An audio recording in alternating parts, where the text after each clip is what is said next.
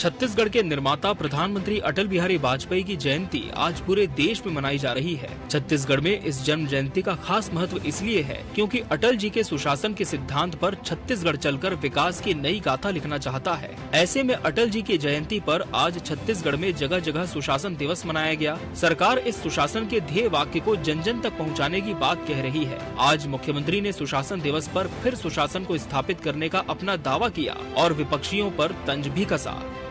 श्रद्धेय अटल बिहारी वाजपेयी जी हमार छत्तीसगढ़ राज्य के निर्माता रहीन और हमार भारतीय जनता पार्टी के भी संस्थापक। आज ओमन छत्तीसगढ़ राज्य निर्माण करके दई न है, तो आज ओमन के जो सपना रही कि छोटा राज्य बनी तो यहाँ के जो एसटी एससी और जो पिछड़े वर्ग के लोग हैं वो सबके समुचित विकास हो ही और वो विकास के काम होते।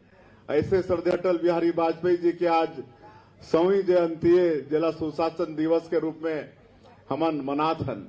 देखिए, पूरे देश में आज अटल जी के 100वां जन्मदिन सुशासन दिवस के रूप में मनाया जा रहा है। आज सुशासन दिवस में उस बात को याद करना चाहिए जब एक वोट के लिए उनकी सरकार गिर गई थी। उन्होंने कहा था कि मैं खरीद फरोख्त में भरोसा नहीं रखता और उन्होंने उस पर भरोसा नहीं किया और एक वोट से सरकार चली गई।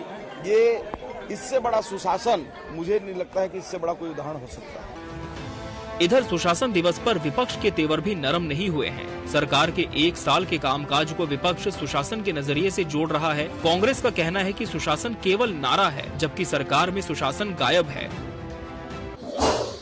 आज भारतीय जनता पार्टी जो है अटल जी का जन्मदिन पर सुशासन दिवस मना रहे हैं, जबकि इनको कोई सुशासन दिवस मनाने का कोई आज छत्तीसगढ़ में तो कोई कारण नहीं दिखता है। साल भर से फिर भारतीय जनता पार्टी की सरकार है, लेकिन कहीं साल भर में कोई उपलब्धि नहीं है। अटल जी के नाम भर ले रहे हैं, तो ये सिर्फ अटल जी के नाम पर सुशासन की बात करना, ये एक उनको धोखा देने के समान है। इस भारतीय जनता पार्टी की सरकार में छत्तीसगढ़ को अपराध का गढ़ बना दिया है। लगातार चोरी, डकैती, लूट, हत्याएं, गोलीबारी, आदिवासियों को नक्सलियों के नाम से फर्जी एनकाउंटर, फिर बलौदा बाजार जैसी घटनाएं, कलेक्टर ऑफिस, एसपी ऑफिस जलना। सुशासन नहीं, सरकार को कुशासन दिवस मनाना चाहिए, क्योंकि छत्तीसगढ़ को इस सरकार ने बर्बाद कर दिया है और अब छत्तीसगढ़ नहीं रहा, बल्कि अपराध का गढ़ बना दिया है। फिलहाल छत्तीसगढ़ में सुशासन है या नहीं, अटल जी की जन्म जयंती पर इसी बात की बहस छिड़ी हुई है। बीजेपी जहां हमने बनाया है हम ही संवारेंगे इस नारे के साथ अटल जी के स्थापित राज्य को संवारने की बात कह रही है, तो कांग्रेस ने साल भर की खामियां गिनाकर सुशासन के दावे पर प्रश्न चिन्ह लगा दिए हैं। ऐसे में सुशासन दिवस पर सुशासन पॉलिटिक्स देखने को मिल रही है। Bureau report, TV 24 news.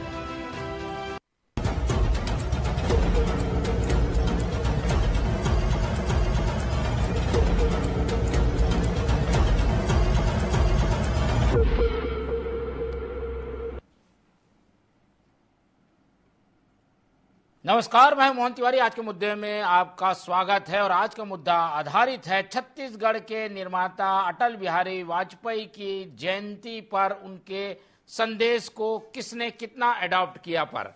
हम आज बात करेंगे कि अटल जी ने छत्तीसगढ़ तो बना दिया और उसके 24 साल बाद आज छत्तीसगढ़ कहां पर खड़ा है और अटल जी का जो सपना था कि छत्तीसगढ़ एक बेहतर प्रदेश हो और उन्होंने छोटे राज्यों की परिकल्पना जो की थी वो कितनी सही जमीन पर उतर पाई है और सुशासन का जो संदेश लेकर चलने की बात छत्तीसगढ़ की सरकार कहती है उस दावे में कितनी सच्चाई है, इसी पर आज बात करेंगे। लेकिन पहले मिल लेते हैं उन मेहमानों से जो इस चर्चा में हमारे साथ रहेंगे। हम बहुत स्वागत करेंगे। हमारे साथ मौजूद है हमारे स्टूडियो में कांग्रेस का पक्ष रखने के लिए कन्हैया अग्रवाल जी, बहुत स्वागत है आपका। हमारे साथ बीजेपी का पक्ष रखने के लिए हमारे स्टूडियो में मौजूद है निशिकांत पांडे जी, बहुत स्वागत है आपका। और इस पूरे मामले को जो कि अटल जी के सपने से जुड़ा हुआ है हमारे साथ राजनीतिक विश्लेषण के रूप में शेयर करेंगे डॉक्टर अजय चंद्राकर जी, बहुत स्वागत करेंगे आपका।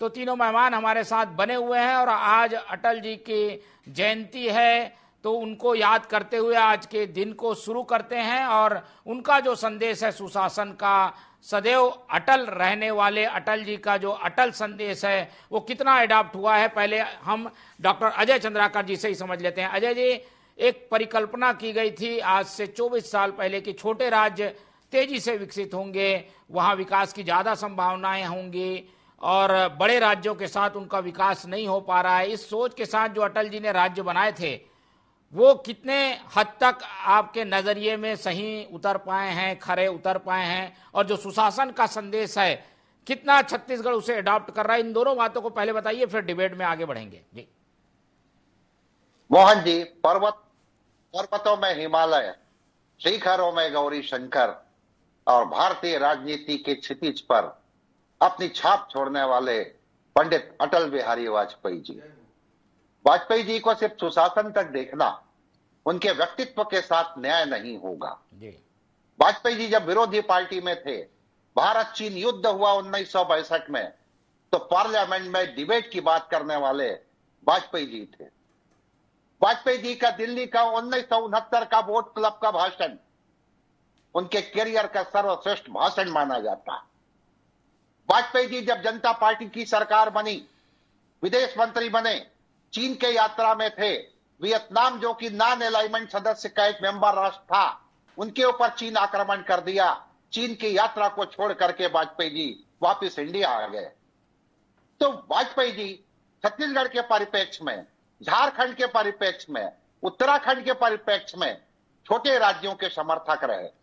और छोटे राज्यों के उनका जो सपना था कि चौमुखी विकास, तो हम तीनों राज्यों से कंपेयर करते हैं तो वाजपेयी जी का सप्रे स्कूल का वह भाषण, और उस भाषण से यहां पर छत्तीसगढ़ की जनता एस्टैब्लिश गवर्नमेंट देती गई, जो कि उत्तराखंड और झारखंड में इसका अभाव रहा, जिसके कारण से छत्तीसगढ़ का हम चौमुखी विकास का विश्लेषण करते हैं तो तीनों राज्यों में श्रेष्ठ पाते हैं। लेकिन इसमें जितने भी शासन में लोग आए, जिनका नेतृत्व मिला, उनकी मेरिट भी रही, डिमेरिट भी रही, लेकिन मूल बात यह है, वो वाजपेयी जी जो कह सकते हैं कि राजा को राजधर्म का पालन करना चाहिए, वो इंदौर क्रिश्चियन कॉलेज में आए। हम लोग वाजपेयी जी से मिले थे, वाजपेयी जी को हमने सुकरात किताब भेंट किया, डॉक्टर नागपाल का लिखा हुआ। उसके 3 साल बाद वाजपेयी जी फिर इंदौर क्रिश्चियन कॉलेज आए। वहां के सम्मेलन में हम लोग थे, वो बोले मैं सर्वश्रेष्ठ किताब पढ़ा। वो फिलोसोफर थे, राजनीतिक चिंतन करने वाले थे, और ग्लोबलाइजेशन के बाद वाजपेयी जी जो छाप छोड़े, वो भारत की विदेश नीति के नीति निर्धारक तत्व और सिद्धांत जो यूनिवर्सल है उसको अक्षरता पालन किए। और जो वे ये कह सकते हैं वाजपेयी जी का सुशासन, उसका कह सकता हूं मोहन जी, सिर्फ 20 सेकंड लूंगा। दुर्गा महाविद्यालय रायपुर, आज जो लोकसभा के सदस्य हैं रायपुर से, वो छात्र संघ अध्यक्ष होते थे, उनके मुंह से कुछ ऐसा शब्द निकल गया, वाजपेयी जी बोले शिक्षा का मंदिर है, अध्यक्ष जी होते थे उस समय, वो बोले शब्दों का चयन ठीक होना चाहिए। इसे कहते हैं माइक्रो और मैक्रो लेवल पर सुशासन और दिशा निर्देश। वो रोल मॉडल रहे मोहन जी। बिल्कुल रोल मॉडल रहे, तो उनका जो रोल मॉडल का संदेश था उसे अब छत्तीसगढ़ अपना रही है। लेकिन जब ये अपनाने की बात होती है तो उसे राजनीतिक नजरिए से भी देखा जाता है, और इसीलिए जब भाजपा कह रही है कि हमने बनाया हम ही संवारेंगे, तो उस दावे में कांग्रेस को भी कई छेद नजर आते हैं। एक एक करके प्रतिक्रियाओं का दौर शुरू करते हैं। पहले बीजेपी से शुरू कर लेते हैं, बीजेपी से जानने की कोशिश करते हैं। अटल जी ने तो बना दिया, आप लोग 15 साल राज भी कर लिए, अब फिर से सरकार बन रही है, अटल जी की 100वीं जन्म जयंती हम मना रहे हैं। ऐसे समय में क्या नया है कि उनके सिद्धांत हमें दिखाई देंगे, उनके सिद्धांतों पर चलता हुआ छत्तीसगढ़ दिखाई देगा? निशिकांत जी। मोहन जी, आपको, कन्हैया अग्रवाल जी को और अजय चंद्राकर जी को संध्या जोहार। सर्वप्रथम 100वीं जन्म जयंती पे श्रद्धेय अटल जी को छत्तीसगढ़ के 3 करोड़ की जनता के द्वारा माध्यम से नमन करता हूं, उनके चरणों में प्रणाम करता हूं। देखिए, अटल जी को आप वास्तव में जो चंद्राकर जी ने कहा, किसी एक दूरी पे बांध नहीं सकते। विराट हृदय के स्वामी और निश्चल मुस्कान, उनके व्यक्तित्व से न जाने कितने हम जैसे युवा राजनीति में प्रवेश किए। अटल जी का जो सुशासन दिवस आज हम मना रहे हैं, उसका एक तारतम्य क्या है? देखिए, जब अटल जी कश्मीर में भारत के संविधान को लागू करना चाहते थे, ये उनका संकल्प था। जो धारा 370 के साथ हम लोगों ने किया, वो उनके संकल्प के साथ हम आगे बढ़ रहे हैं। राम मंदिर का निर्माण उनका संकल्प था। जब छत्तीसगढ़ के प्रदेश में आते हैं तो आप मोहन जी कल्पना कीजिए कि 7,000 करोड़ का जो हमारा बजट था वो अभी 1.25 लाख करोड़ के करीब है। एम्स, IIT, IIM जैसे संस्थान हमारे छत्तीसगढ़ में है। कितने वर्ग किलोमीटर में हमारा सड़क का दायरा फैला हुआ है। वो सारे विकास के पैमाने उनके कुशल नेतृत्व में छत्तीसगढ़ को गढ़ने का काम छत्तीसगढ़ की भाजपा की सरकार ने पूर्व में डॉक्टर रमन सिंह जी के नेतृत्व में किया और अब विष्णुदेव साय जी की सरकार के नेतृत्व में कर रहे हैं। देखिए उनको उनका आचरण और उनके भावनाओं के प्रति भारतीय जनता पार्टी कितना प्रतिबद्ध है उसको आपको देखना होगा। जो कहा सो किया, जो वायदे प्रधानमंत्री जी ने विधानसभा के पूर्व छत्तीसगढ़ में करके गए थे वो सारे वायदों पे अक्षरशः काम करने का प्रयास भारतीय जनता पार्टी की सरकार कर रही। चाहे आप महतारी वंदन को लेकर कहिए, PM आवास को कहिए, पूर्व बकाया बोनस की बात करें, ये सारी चीजों के साथ CBI जांच, जो भ्रष्टाचार के जीरो टॉलरेंस की बात हम करते हैं, ये भी संदेश और ये भी मार्गदर्शन अटल जी के माध्यम से भारतीय जनता पार्टी में परिवर्तित हुआ है कि भ्रष्टाचार के खिलाफ जीरो टॉलरेंस। तो सबके साथ सबका विकास का संकल्प भारतीय जनता पार्टी जो लेके चल रही है और श्रद्धेय अटल जी के जो स्वप्न थे उनको साकार करते हुए आगे बढ़ रहे। आज छत्तीसगढ़ की स्थिति कितनी बेहतर है मैं आपको बताना चाहता हूं। देखिए 5 वर्ष कांग्रेस की सरकार थी इस छत्तीसगढ़ में। आप देखिए भ्रष्टाचार का बोलबाला था मोहन जी, आज उस भ्रष्टाचारियों को जेल में भी डाला गया, कार्रवाई भी करी जा रही है। युवाओं के हक को जो छीना गया उस पर भी कार्रवाई, CBI जांच की बात हमने की थी, हमने CBI जांच की, लोग जेल में जा रहे। और 1 वर्ष की हमारी सरकार है, विपक्षी भी एक आने पैसे का भ्रष्टाचार का आरोप छत्तीसगढ़ भारतीय जनता पार्टी की सरकार पर नहीं लगा रहे। ये सुशासन दिवस पे हम बड़ा गौरव का विषय है कि भारतीय जनता पार्टी की सरकार का 1 वर्ष पूरा होने जा रहा है, लेकिन विपक्ष भी हमारे ऊपर 1 रुपए का भ्रष्टाचार का आरोप नहीं लगा रहा। ये सच्ची श्रद्धांजलि हमारे श्रद्धेय अटल जी को है। जी मुस्कुरा रहे हैं कन्हैया जी, जवाब देंगे पूरा। कन्हैया जी, ये तो दावा आपने सुना अटल जी ने बनाया, ये भी आप देख रहे हैं, उन्होंने क्या क्या कहा था राज्य बनाने के लिए वो भी आप जानते हैं। अब जिस रास्ते में हमारा छत्तीसगढ़ जा रहा है, सुशासन जैसा मॉडल जो अटल जी का सपना था वो पूरा होता दिख रहा है क्या? विपक्ष इसमें क्या देखती है, किस तरीके का नजरिया रखती है? सबसे पहले तो मैं श्रद्धेय अटल जी के इस जन्म जयंती के अवसर पर उनको नमन करता हूं, आदरांजलि श्रद्धांजलि अर्पित करता हूं।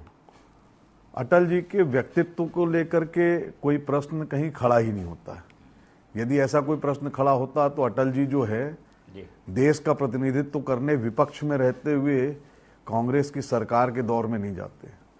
अटल जी के व्यक्तित्व को मानना, अटल जी के सुशासन को मानना, अटल जी के कार्यक्रमों का क्रियान्वयन करना, ये यदि जो है भारतीय जनता पार्टी कसौटी पे बात आएगी तो बड़ी उसमें जो है स्थिति विकट है। अभी जो है हम लोग श्याम बिहारी जायसवाल जी को सुन रहे थे, उन्होंने कहा कि अटल जी ने अपनी सरकार 1 वोट की कमी की वजह से सरकार गिर गई, लेकिन वो खरीद फरोख्त नहीं की है। इसी देश ने इसी प्रदेश इस अनेक राज्यों की सरकारों को किस तरह से खरीद फरोख्त करके गिराया गया। सुबह 5 बजे जो है अजीत पवार शपथ लेते हैं और किस तरह से जो है मध्य प्रदेश की सरकार, किस तरह से जो है गोवा, कहां की सरकारों की हम चर्चा करें, अनेकों सरकारों को गिराया गया। ये अटल जी का सुशासन नहीं था। अटल जी के सुशासन में जिस तरह की जो है राजधर्म के पालन की बात थी, उस राजधर्म के पालन की जिनको सीख दी थी अटल जी ने, उस सीख का परिणाम था कि धीरे धीरे अटल जी, अडवाणी जी और सारे लोग जो है किनारे कर दिए गए। आज छत्तीसगढ़ की संबंध में यदि हम लोग बात कर रहे हैं, हमारे छोटे भाई हैं, हमारे मित्र हैं, राजनीतिक रूप से बेहद अच्छा उनका कार्य है, पर इस 1 वर्ष में मात्र 7 महीने नहीं हुए थे जब जो है विपक्ष को विधानसभा का घेराव करना पड़ा। ये घेराव इसलिए नहीं करना पड़ा था कोई विपक्ष को बहुत जल्दी थी प्रदर्शन करने की, विपक्ष के लिए कोई काम नहीं बचा था। ये इसलिए था क्योंकि इस राज्य में अराजकता की स्थिति पैदा हो गई है। राज्य के अंदर कानून व्यवस्था नाम की तो चीज पूरी तरह से समाप्त हो चुकी है। कानून व्यवस्था की तो स्थिति यह है कि आपके जो है आए दिन कलेक्टर और SP बदले जा रहे हैं। वो सिर्फ इसलिए बदले जा रहे हैं कि वहां के घटनाक्रम के कारण, चाहे वो बलौदा बिहार का घटनाक्रम हो, चाहे वो जो है अपने कवर्धा के पास के जो गांव का घटनाक्रम था। ये घटनाक्रम कि किसी परिवार को जला दिया जाता है जिंदा, कहीं SP का दफ्तर जला दिया जाता है, कहीं कलेक्टर का दफ्तर जला दिया जाता है, शहर के अंदर, राजधानी के अंदर बस स्टैंड में रेप हो रहा है। कोई क्षेत्र तो किसी मामले में छूटा हो, हर जगह चाकूबाजी, हर जगह लूट, हर जगह डकैती।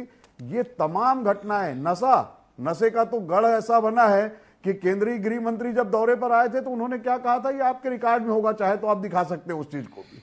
तो ये पूरी तरह से अराजकता की स्थिति रही, कानून व्यवस्था को लेकर के, नशे को लेकर के। उद्योग जगत की यदि हम लोग हालात की बात करें तो ये हिंदुस्तान में पहली बार हुआ होगा, छत्तीसगढ़ के इतिहास में तो पहली बार हुआ कि बिजली की दरों को कम करने के नाम पर उद्योग को जो है उद्योग बंद कर ज्यादा आरोप प्रत्यारोप पे नहीं जाके, जो मैं आपसे सुशासन और कुशासन की बात कर रहा हूं। मैं आप चूंकि सुशासन दिवस आज है और ये अटल जी के मार्ग पे चल रही है कि नहीं सरकार, आपने कहा, वही मैं कह रहा हूं कि ये कैसा सुशासन है कि यदि उद्योगपतियों को उद्योग बंद करने की नौबत आ जाए और उसके बाद भी आप सुनवाई नहीं करें। यही उद्योग कांग्रेस के शासनकाल में इतने पल्लवित हुए कि डबल खुल गए थे। ये राइस मिलरों को नौबत आ गई बंद करने की, तब आप उनसे जो है धमका चमका के राइस मिल चालू करवा रहे हैं। किसानों को जवाब दीजिए। कुछ पैमानों में तो दिखता नहीं है सुशासन, लेकिन विज्ञापनों में और स्लोगन में, नारों में, भाषण में जरूर सुशासन दिखता है। चलिए जवाब दे दीजिए जल्दी, फिर जाऊंगा अजय जी के पास। ठीक जी, देखिए विपक्षी की बात है, विपक्ष को बात करना चाहिए। कन्हैया अग्रवाल जी बहुत बड़ी बात किए, बड़े भाई हैं आदरणीय। देखिए अपराध अगड़ या नशे अगड़ जो है हमको विरासत में मिला, इसमें कोई शक नहीं, लेकिन ये हमारा बचाव का कारण नहीं हो सकता। हमको इस पे काम करना है और लगातार पुलिसिंग में भी और नशे के कारोबार पे भी लगातार कार्रवाई कर रहे हैं। बात में बड़े भाई ने महाराष्ट्र का जिक्र किया कि सुबह 5 बजे हमने शपथ लिया। मोहन जी, आपको अगर ध्यान होगा तो वरिष्ठ पत्रकार हैं आप, महाराष्ट्र का जनादेश किसके साथ था? भारतीय जनता पार्टी एवं गठबंधन के साथ। उस गठबंधन को तोड़ा किसने? कांग्रेस और शरद पवार जी ने मिलकर सत्ता के लालच में उसको तोड़ा।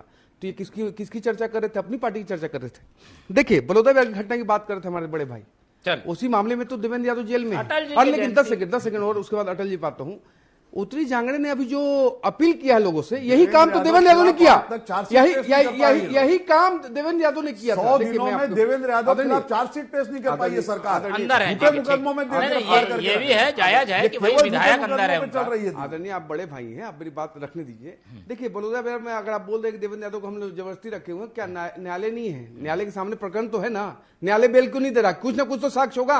डायरेक्ट आप पुलिस पे देखिए, कन्हैया अग्रवाल जी, कन्हैया जी, अगली बार आप काफी आदरणीय है, ऐसा मत कीजिए। देखिए सुशासन की बात जो हम करते हैं, सुशासन में क्या होता है? अंत्योदय के भाव से आखिरी व्यक्ति तक विकास का कार्य करने का काम, जैसे नक्सल मुक्त की कल्पना जो हम साकार करने की दिशा में आगे बढ़ रहे हैं और नियत निर्धार के माध्यम से आखिरी गांव तक जो नक्सल के उस वातावरण में लोग रहते थे, आज नक्सल के भय से बाहर निकल रहे हैं और विकास के साथ जुड़ के विश्वास के साथ काम किया जा रहा है। तो क्या ये सुशासन है कि नहीं है? जो हमने वायदा किया था वो वायदे पे हम डिलीवर कर रहे हैं, ये सुशासन है या नहीं है? देखिए विषय ये होता है कि आपके माइंडसेट में क्या है। हमारे माइंडसेट में है अंत्योदय के भाव से आखिरी व्यक्ति तक शिक्षा, स्वास्थ्य, शुद्ध पेयजल का काम करना। हर स्थिति में, हर पैरामीटर में भारतीय जनता पार्टी, देखिए शुद्ध पेयजल का काम हम कर रहे हैं, शौचालय हम बना रहे हैं, सड़क हम बना रहे हैं, स्कूल हम बना रहे हैं, अस्पताल हम बना रहे हैं। तो ये सारे काम जो नीतिगत कार्य हैं ये सीधे जनता से जुड़ते हैं। अगर ये गलत है तो कोई साबित करके बताए। अजय जी के पास चलते हैं। अजय जी, सुशासन को देखने का दोनों पक्षों का नजरिया हमने सुना। अब जब अटल जी का सपना सुशासन का था जिसे लेकर चल रही है सरकार, वो कितना खरा उतरता हुआ छत्तीसगढ़ में दिख रहा है? दोनों के दावों को आप कैसे देखते हैं?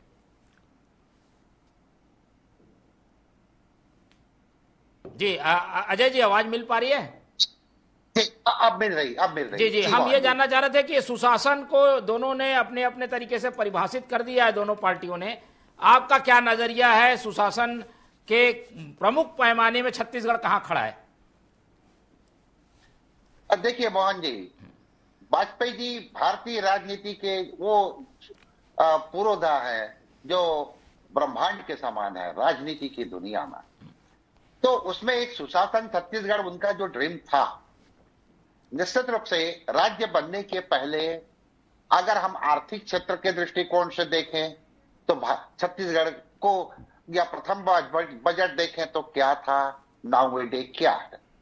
अगर आप सामाजिक दृष्टिकोण से देखेंगे या फिर SC ST OBC के दृष्टिकोण से देखेंगे या जो संरचना के दृष्टिकोण से देखेंगे या पूंजीगत निवेश के दृष्टिकोण से देखेंगे, तो उसमें विस्तार हुआ है और सभी सरकारें इसमें काम की हैं, इसमें कोई शक नहीं। लेकिन सभी सरकारों के साथ मेरिट भी रहा है, डीमेरिट भी रहा है। वाजपेयी जी को ही मैं कोट करूंगा। वाजपेयी जी दो प्रोफेसरों का नाम लिया करते थे, एक चैम्बरलैन और दूसरा नाम मैं विस्मृत का, प्रोफेसर श्रेगेल। वो कहते थे कि मेरिट और डीमेरिट हमेशा होता है। और ये वो कब बोले थे? जब आगरा में शिखर वार्ता आयोजित किए थे, पाकिस्तान से परवेज मुशर्रफ को बुलाए थे भारत पाक के समाधान के विषय के ऊपर, उस समय इस सेंटेंस को उपयोग किए थे। तो यहां छत्तीसगढ़ में इसका मेरिट डीमेरिट दोनों रहा।